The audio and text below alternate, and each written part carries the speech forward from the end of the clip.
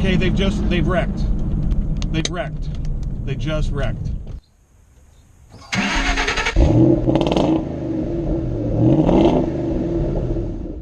So I'm on my way home tonight, headed north on 65.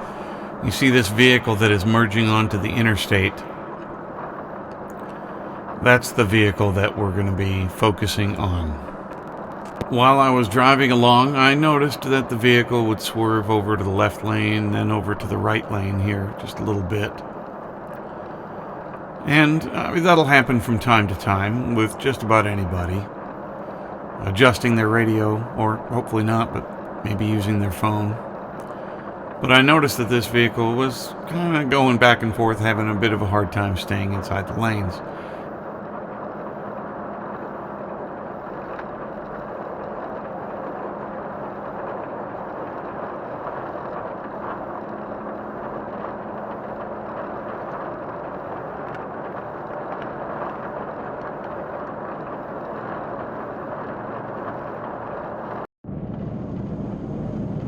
If you look right here, the car starts to go over into the other lane where the semi is. The semi is now signaling that it would like to go into the right lane. So the vehicle that we're watching, a Nissan Sentra, pulls over here into the lane that I'm traveling in. Again, nothing extremely alarming, but certainly raising my concern. I'm always pretty vigilant about watching my surroundings, trying to keep myself away from other vehicles. As you can see, this vehicle is going again over that line, and at times kind of straddling two lanes. So I was extremely concerned by this time, and I decided to, there you can see I grabbed my phone, to call Nashville Police Emergency.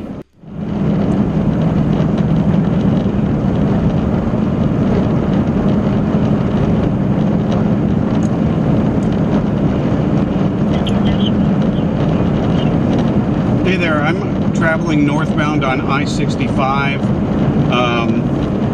just after the 65-24 split. There's like a dark, maybe a black Nissan Sentra, and it's not staying in its own lane, but not just barely drifting. We're talking going halfway in lanes, left and right, and just back and forth. Thankfully, there aren't any vehicles around it at the moment, but 65 north. Oh wow, they almost hit the retainer wall right at the Dickerson Pike exit. They did not take that exit.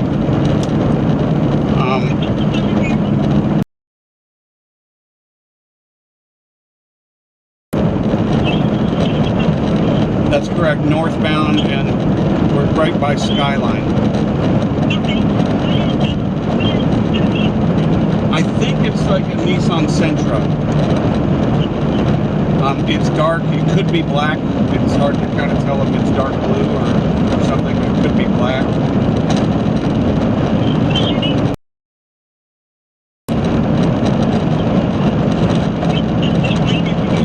Okay, right now it's straddling the two right lanes on the right. We are approaching, let me see, I guess Old Hickory Boulevard is what's coming up.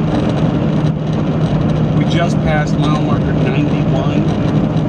And the license plate is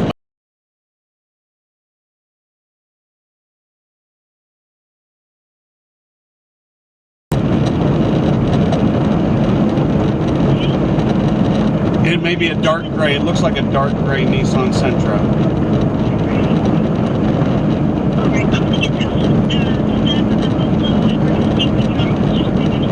Okay, let me hang on. If you hang on for another 20 seconds, I'll at least let you know if they take Old Hickory Boulevard. Okay, I'll let you know if they take that exit. They're about to approach it, and they're in the very center lane. So, okay, yeah, they're continuing north through Madison toward Goodlettsville. All right, you got it. All right, bye.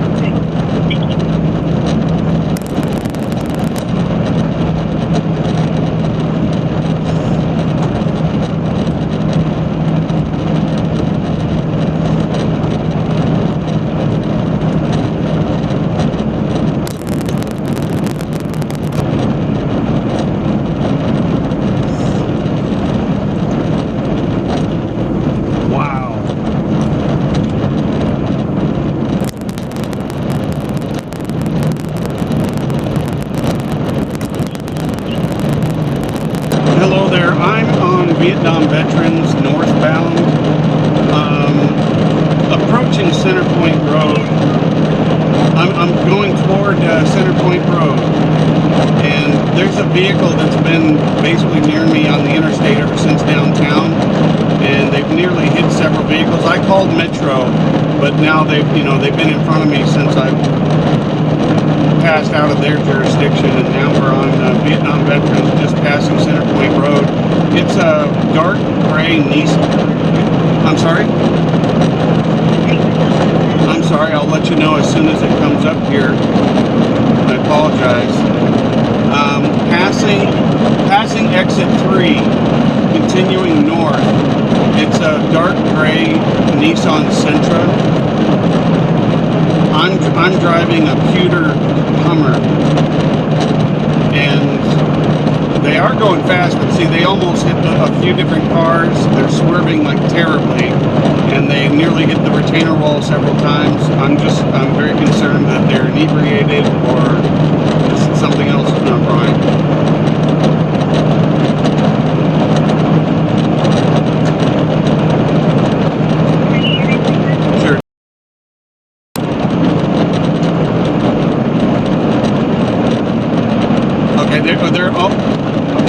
They almost hit the inside retainer wall. They're going to do it again.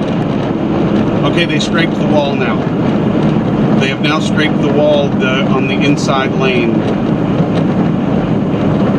I really don't want to get close to them. I can't recall the plate number. I gave it to Metro, but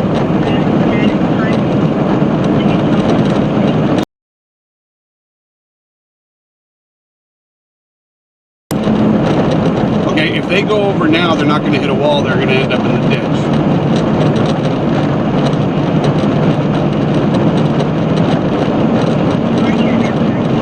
All right, we are approaching exit 6, and there's again almost going off the road on the center, or over into the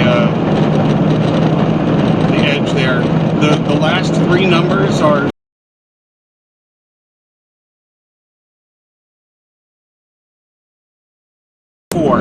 Okay, they've wrecked. They just wrecked. They just wrecked in front of me, mile 5.2, and they're continuing to drive, and part of their bumper is now hanging off the back.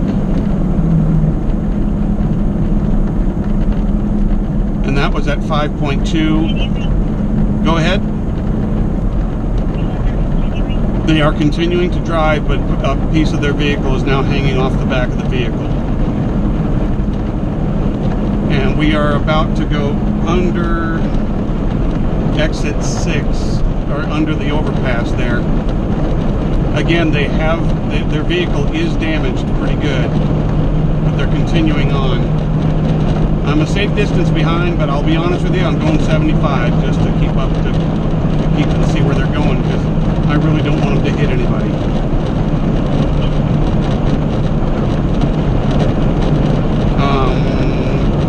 Almost 80 miles an hour now, and I'm still keeping my distance.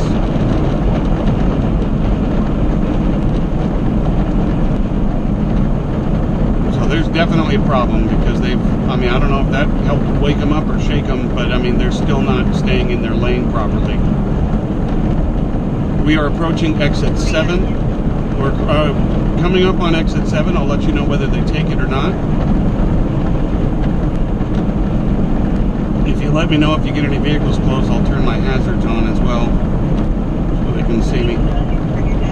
All right, my hazards are on. Again, I'm in an H2 Hummer. We are passing exit 7, mile 7, and thankfully there aren't any other cars around us, but there are just ahead.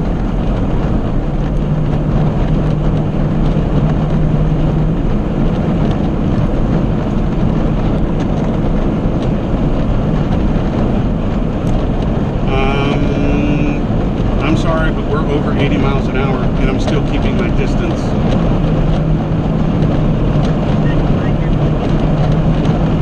And I apologize for the speeding, but I don't want them to get away and they can't be checked out. All right, now I'm concerned because they're approaching a vehicle and they're approaching it fast. They have signaled to go into the inside lane to pass. I just hope they make it past this vehicle without anything happening. When they did wreck, some debris came and hit my car. I don't think it was anything that would damage it, but they made it past this one vehicle. I will let you know if they continue on or if they exit as we approach the next exit, Saunders Ferry. Or Saundersville, I mean. Saundersville Road, they have passed exit 8. We're approaching exit 9. So you have the ability to get a hold of Gallatin as well? Right, okay. They have taken 386 to Gallatin, so they did not take exit 9. They are continuing on.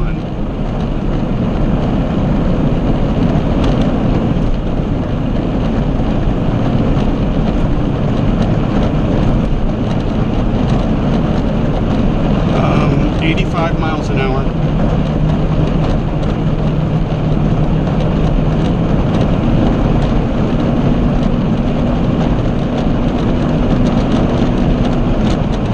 Please let them know that why I'm following. I'm still keeping a distance, but let them know why I'm speeding.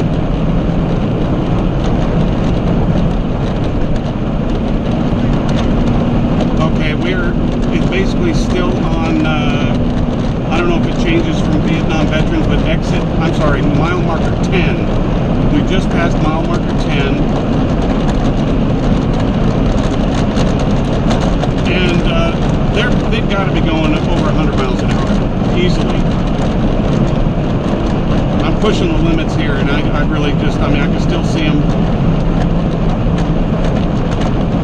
So we're heading into Gallatin, Big Station Camp Boulevard, which is exit 12. I'll let you know if they take it.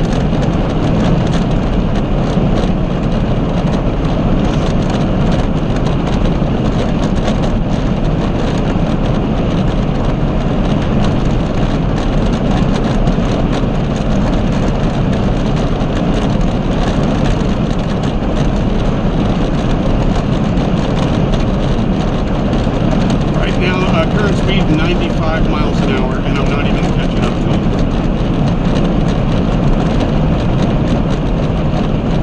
And they are passing exit 12, so they did not take exit 12.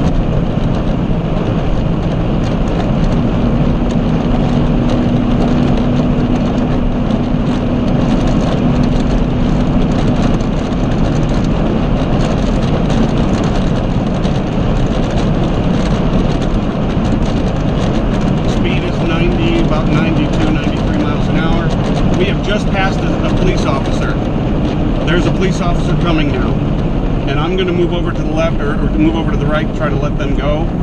I don't know if you're in contact with them, but we just passed an officer in like one of the Ford Explorers. I don't want him to, I'll pull over. I just don't want him to try to have to get me. I guess he knows to go around me because I have my flashers on. Okay, he's about to go around me. I'm gonna pull over here to the right. He has not activated his emergency lights yet, but he is in front of me. It looks like a sheriff's department. And now that sheriff's department vehicle is between me and the vehicle in question.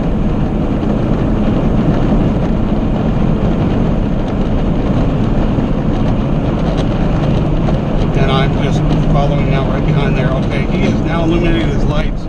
Is it safe for me to keep a distance but pull up behind this this officer? I don't want them to be concerned. Okay, I'm going to pull off, and I'm behind them, but I'm off the road into the grass. And I'll turn my headlights off. And if the officer wants to approach me, then I'll just kind of wait in my vehicle. All right, so we are stopped right before exit 14, and someone's here. So do I need to stay on with you, or? All right. Well, thank you very much. I was really concerned that they were going to hurt themselves or somebody else. Thank you so much. Thank you.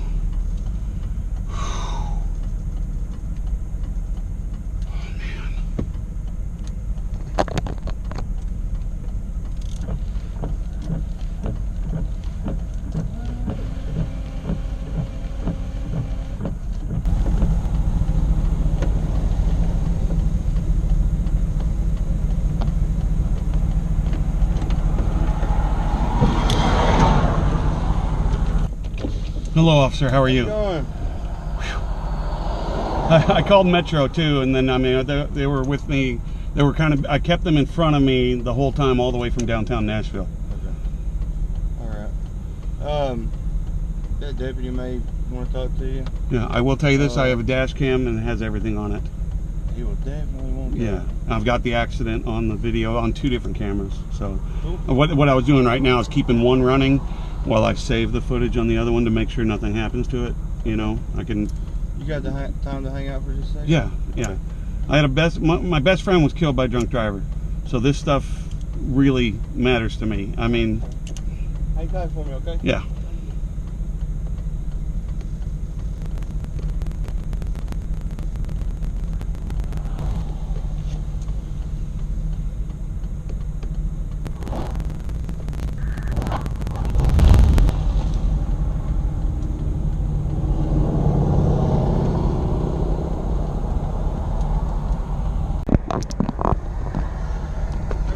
Hello, officer. How are you? Appreciate you calling. Dude, I work downtown. Uh-huh. I see stuff forever, man. I mean, not every night, thankfully, but I notice when I see somebody swerving a bit that I got to stay away from them. So anyway, yeah, I called Metro, talked to them, and I got off the phone with them by the time we hit Old Hickory Boulevard. I said, well, they didn't take that exit, and then I'm thinking, well, I might be dealing with Goodlettsville or Hendersonville now. Right. I wanted to stay in contact with somebody, and sure enough, they did have an accident, not with anybody else, but they hit the inside retainer. Well, it wasn't the wall at the point. Where was that at? It's going to be right before New Shackle, you know. Okay. And by the way, the phone call, and I've got it on video. I've got everything's on dash cam. Dash cam, everything's recording. So and I can provide that. Okay. You know, with that unedited, just straight off. Did you give our dispatch? Yes, your as we were talking, yeah, they have my information, but as we were talking, there was like a play-by-play. Here's what exit and a 1/10 of a mile everywhere we were along the way. And so you said it was right before New Shackle? I believe the accident was right before New Shackle, where they finally went off and hit the inside, you know. Did it look like that? I'm going to have Hendersonville go check, make sure there's not any damage to the retaining wall. And it wasn't a wall, it was the part where it's the cables. Yeah. Where it's the cables there, so I don't know if there's any damage to it, but part of their vehicle will be there, because I also saw part of their bumpers torn off. Yeah, it is. And I mean, I was honest when we were on dispatch that we got up to about 100 miles an hour, and I still couldn't keep up with them, but I was trying to keep them where I could still see them to tell you guys where they were, because I didn't want to duck off an exit and then they're gone, and then somehow. Because I mean, obviously something's wrong. I mean, if they're not drunk, there might be a medical emergency. Who knows what it is? Well, we got the right one up there. The guy behind him, he knows all the tricks and trades and how to get somebody filter body even without alcohol. So we're gonna go over and check on him. But I appreciate it. If you'll hang out with I got all the time, man. I mean, I'll sleep during the day tomorrow. I'm fine. I'll get my notebook. Okay, that works. Okay. All right.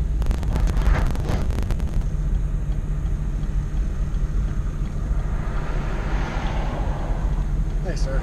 Yes, sir. You care if I get your driver's license, right? Your information. No problem. I did have my seatbelt on, by the way. Oh, you're good. You're good.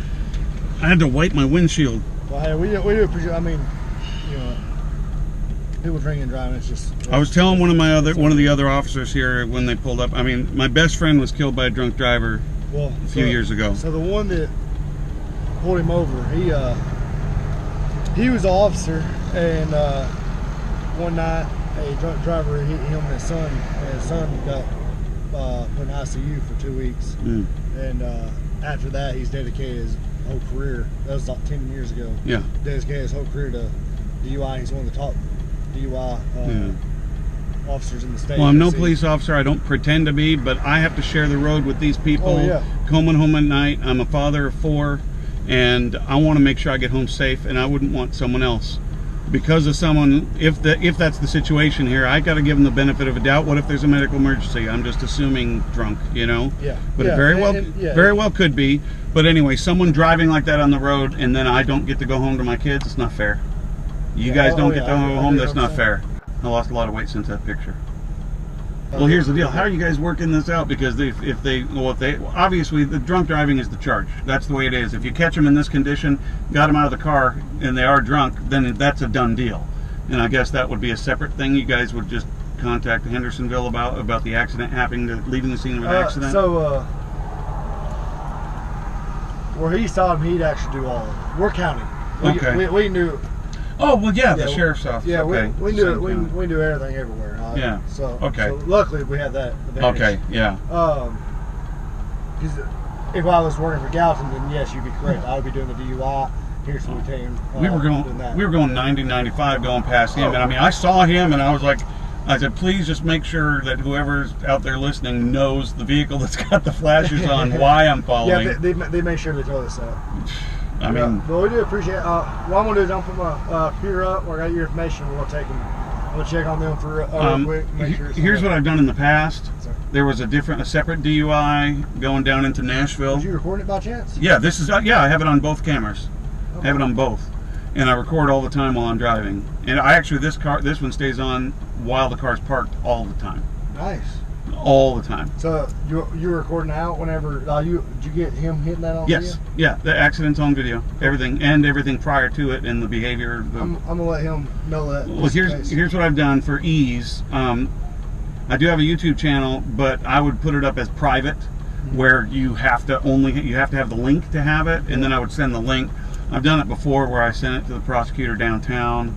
Yeah. In that case, they still had me come in. Yeah. But the person was going to plead not guilty. But as soon as they knew there was a video and the whole video, and they saw the whole thing, it's like, just yeah, okay. I plead out. Anytime there's a video, there's every time I've ever had DUI, I've arrested somebody for DUI. As soon as they see the video, we'll take whatever plea deal you get. Yeah. Every time. I'll be right back. All right. So driving home, and all you want to do is get home safe. And there are people like this out on the road. Whatever the reason for their condition, whether it's a medical emergency or most likely a drunk driver this time of night, almost 5 in the morning. There could be a drowsy driving. There could definitely be that. If that were the case, they would have stopped when they had the accident, wrecked their car. They would have pulled over, checked the damage, not continued on the way they did. But, we share the road with these people. As we're driving along, we don't know the condition of everyone in the vehicles around us. And we can only guess by the manner in which they're driving. Are they staying in their lane? Are they almost hitting other cars, going off the road, almost hitting a retainer wall? And then eventually, obviously, this guy wrecked right in front of me. Some of that debris came up and hit my truck. How fair is that? That we have to share the road with these people that choose to drive in that condition. It's not fair. Sadly, it's a fact of life. They do it and they continue to do it. And when you see it happen, you've got to call. You have to call the authorities, let them know where they are, gather as much information as possible. I would be absolutely sick to my stomach right now if that person had wrecked into someone else. I watched it happen. But think about if I had just gone on home and let that person continue on their way, what might have happened? They could have collided with somebody else further than this. They made it this far. Who knows what would have happened? I have a feeling that they were running from me at the end. I wasn't exactly chasing them. I just tried to keep them in sight until the police could take over. Once the sheriff's department took over, then obviously I back off. And I'm not trying to be a police officer. I'm not trying to police the road. But I deserve to go home safely. You deserve to go home safely. You deserve to be able to go home to your children. I have 2 vehicles behind me. There's an SUV here to the left of me. 2 SUVs in front of me and a police car as well. When I see this much of a response, I'd like to think that that's a good thing. In other words, there's not a whole lot of other bad things happening right now where they have to be. Now an ambulance is arriving.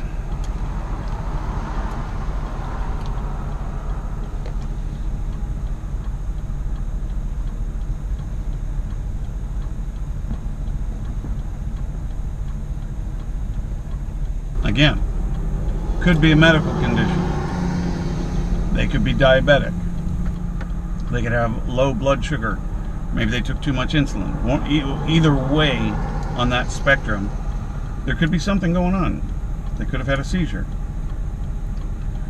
Still feel like there was some cognitive thinking there to try to speed up, to evade. I mean, they were signaling when they were changing lanes, passing other cars. Thankfully, again, not hitting any cars. That's the good takeaway here. Nobody got hurt.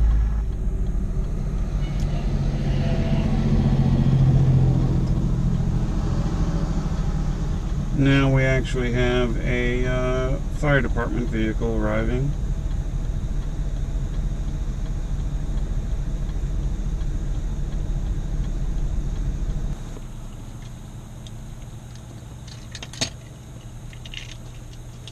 Hello. How you doing?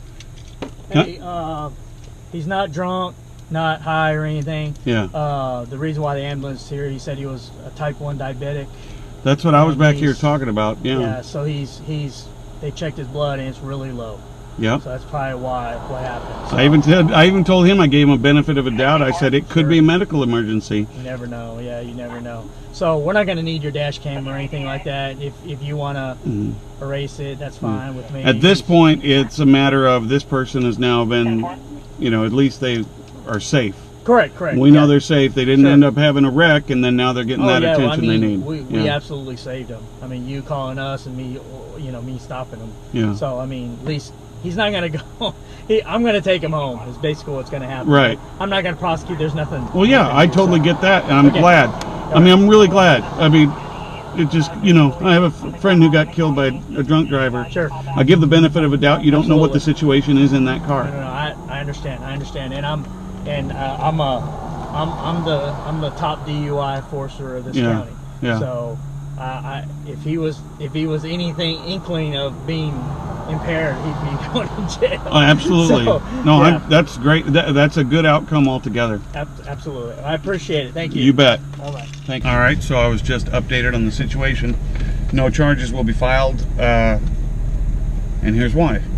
He is diabetic. Blood sugar is very low. Again, that's why I tried not to assume exactly what's going on, but that's the situation. So he's going to make it home safe tonight, and they're going to take care of him. Good situation all around.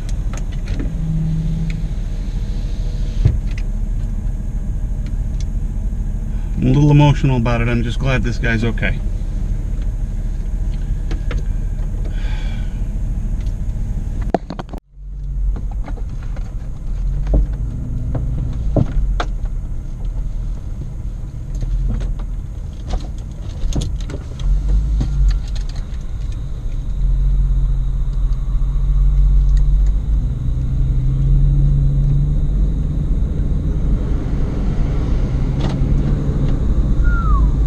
Wrecked his car pretty good.